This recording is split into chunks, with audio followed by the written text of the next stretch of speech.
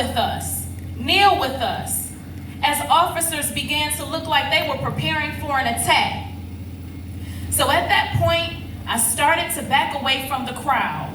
I had my daughter with me, and I was starting to see the law on top of parking structure and then drones flying overhead.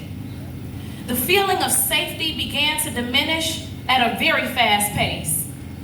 We were lucky enough to be in the presence of some good men I knew from the city.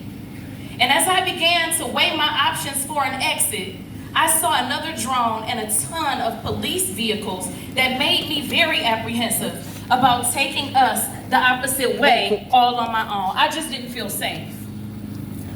All the while, I'm thinking that I'm probably being silly. I'm telling myself that there is nothing that has happened to truly warrant some vicious attack on citizens who are exercising their right to protest. I was in denial, and I was wrong. Out of nowhere, we saw smoke and heard a loud bang. So I grabbed my daughter's arms very tight. This was actually happening.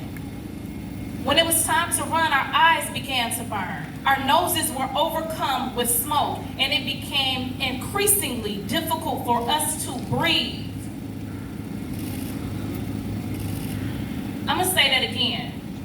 And it became increasingly difficult for us to breathe. How many people before they die say, I can't breathe? It was painful, it was terrifying, and the worst part is there was nothing that I could do to get my daughter to a safe space. The crowd of people running, there was tear gas everywhere, and there was complete chaos. It was a war zone in my own city, and for what? As soon as I felt that I could even gather myself and push forward to get my daughter to safety, even more tear gas was deployed. It was the most awful experience that I had ever witnessed at a protest, and I had brought my daughter with me.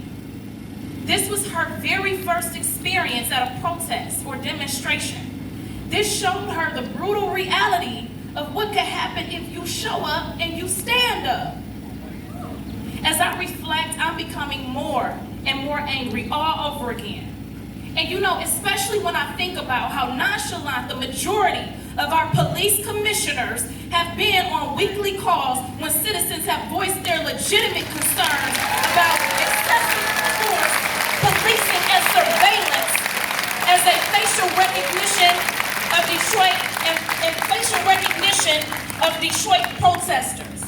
I am upset when I see the most passionate I've seen them is when talking about the inconvenience it causes them and their neighbors when people have protested on the streets of their homes. Shame on all of you. If you're listening, I hope you are just as angry as we are, because this has to stop.